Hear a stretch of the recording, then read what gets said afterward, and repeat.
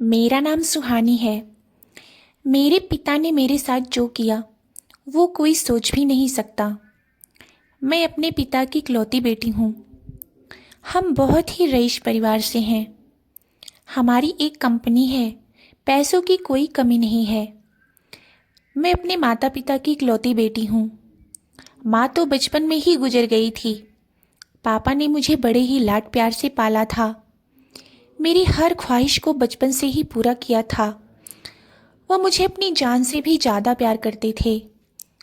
उनके लाड प्यार के कारण ही बड़ी होती होती मैं एक बिगड़ैल और जिद्दी लड़की बन गई थी। अपनी ख्वाहिश, अपने फरमाइश को मैं हर हाल में पूरा करवाना चाहती थी। बचपन से ही मुझे ऐशो आराम की आदत है। नौकर चाकर, गाड़ियाँ मेरे चारों तरफ रहती थी। मेरी ज़िंदगी में बहुत अच्छे से जी रही थी। लेकिन उस एक दिन ने मेरी ज़िंदगी बदल दी। हमारे यहाँ कुछ ही दिनों से एक नौकर आया था। नौकरों को आगे पीछे घुमाना मुझे अच्छा लगता था। उसे भी देखकर मैंने सोचा इसे भी अपने आगे पीछे घुमाया जाए। वह नौकर जवान और सुंदर था, लेकिन वह मुझे बिल्कुल पसंद नहीं था, क्योंकि वह नौकर था और गरीब था। वो घर के सारे काम करता, मुझे अजीब नज़रों से घूरता था। उसका नाम राजू था। उसे देखकर मुझे बहुत गुस्सा आता। मैं उसे परेशान करने के लिए ढेर सारा काम बता देती, जैसे अपने कपड़े प्रेस करवाना, अपनी सैंडल साफ करवाना, कमरे की सफाई। वह सारा काम करता और मुझे घूरता रहता। एक दिन जैसे ही वह कपड़े प्रेस करके लाया, मैंने उसे एक ज़ोरदार थप्पड़ खींचकर मारा। मैंने कहा, जब काम करना नहीं आता तो काम करने क्यों आए हो? ऐसे कपड़े प्रेस किए जाते हैं। और मैंने उसे काम से निकाल दिया। क्योंकि हमारे घर में बहुत सारे नौकर थे, इसलिए किसी एक के नौकर के जाने से फ़र्क नहीं पड़ता था। मैं बहुत खुश थी, क्योंकि किसी बेगुनाह को नौकरी से निकाल देना मुझे अच्छा लगता था। मैंने पापा को भी यह बताना ज़रूरी नहीं समझा, क्योंकि हमारे यहाँ नौकरों की कोई कमी नहीं थी। लेकिन मुझे नहीं पता था कि मेरे साथ यह होने वाला है। एक दिन सुबह जब मैं उठी तो मेरे कमरे में वो नौकर था। वो नौकर मेरे कमरे में इतनी सिक्योरिटी के बीच कैसे आ गया, मुझे पता नहीं था। शायद मैंने उसे मारा था, इस बात का बदला उसे लेना था। मैंने कहा कि तुम यहाँ क्या कर रहे हो? उसने जवाब दिया। सुनकर मेरे पैरों तले की ज़मीन ही खिसक गई। वो बोला कि मैं तुम्हारा पति हूँ। कल रात को तुम्हारे पिता ने मेरी शादी तुमसे करवा दी है। मैंने कहा, तुम पागल हो? मेरे पिता तुमसे शादी करवाएंगे? और शादी हो गई, मुझे पता भी नहीं चला। फिर उसने कहा कि मुझे पता था कि तुम यह बात नहीं मानोगे, इसलिए मैं तुम्हें तस्वीर दिखाता हूँ। उसने अपने मोबाइल में हमारी शादी की तस्वीरें दिखाई। वो सच बोल रहा था। मैं उसके साथ मंडप में बैठी थी। मुझे होश नहीं था और मेरे पिता भी मेरा कन्यादान करते उस तस्वीर में थे। मुझे उस तस्वीर को देखकर भरोसा नहीं हुआ कि मेरे पिता, जो मुझे इतना प्यार करते थे, वो मेरी शादी बेहोशी में मेरी मर्जी के बिना एक नौकर से करवा सकते हैं। मैं उसी समय अपने पिता के पास गई।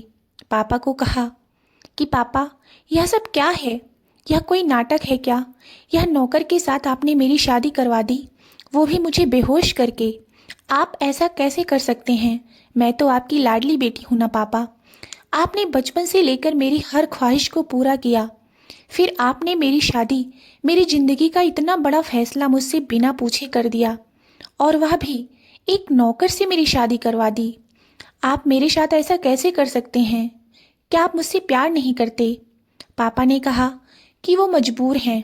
मैंने कहा, मजबूर? हम मजबूर हैं, इतने बड़े होने के बाद भी। इसकी क्या औकात है? हम इस नौकर के आगे कैसे मजबूर हो सकते हैं? वो नौकर बोला कि जबान संभाल कर बात करो, अब मैं तुम्हारा पति हूँ।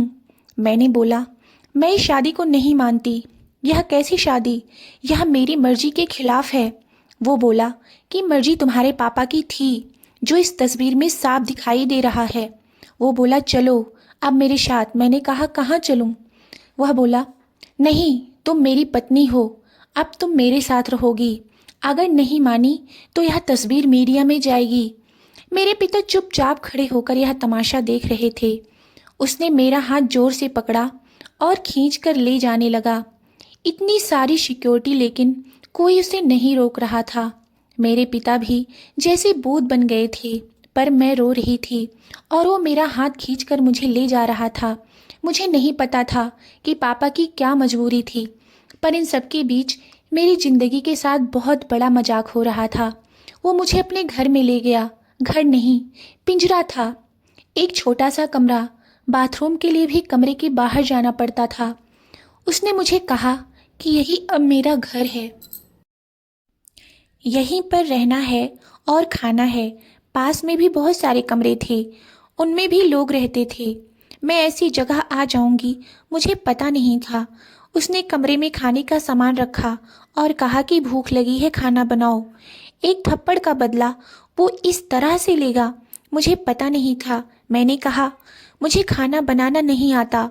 वो बोला ठीक है, मैं कहीं खा लूँगा, तुम फिर भूखी रहो। वो इतना कहकर चला गया।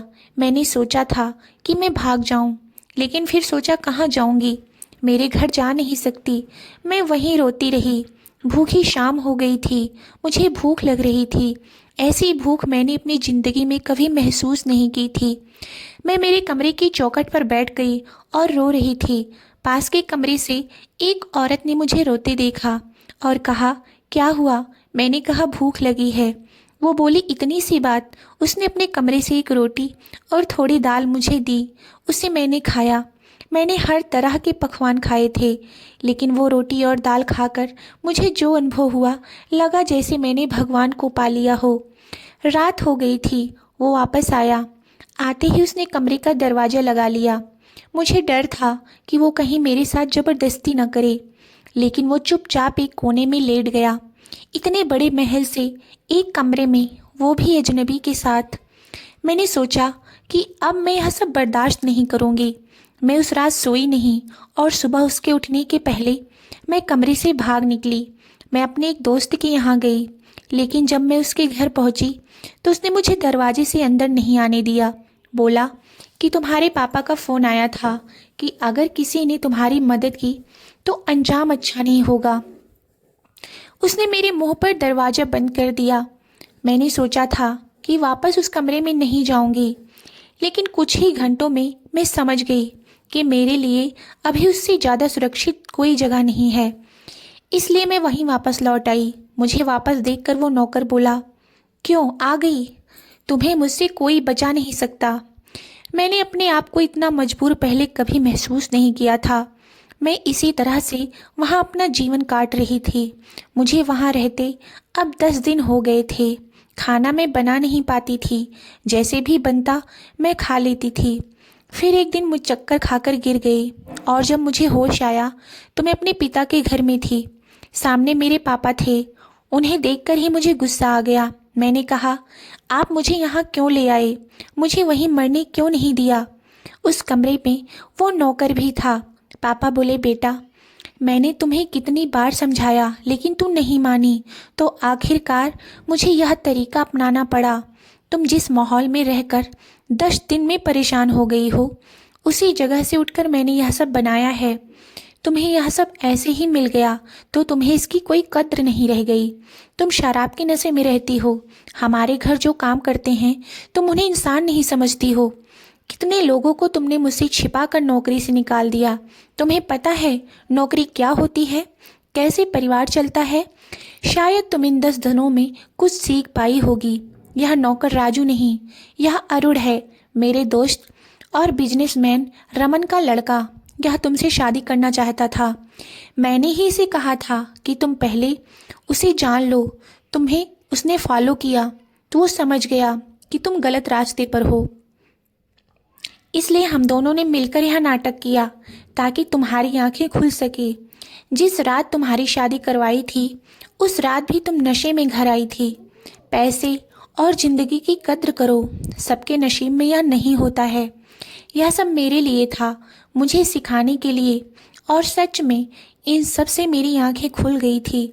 मैं एक नई इंसान ही बन गई थी। अरुण ने भी मेरा फ़ायदा उठाने की कोशिश नहीं की। मुझे पता चल गया था कि वो मुझसे कितना प्यार करता है। पिता की यह सीख मुझे एक नया इंसान बना गई। दोस्तों, अगर आपको यह कहानी अच्छी लगी हो तो वीडियो को लाइक और चैनल को सब्सक्राइब अवश्य करें। वीडियो को पूरा देखने के लिए बहुत बहुत धन्यवाद।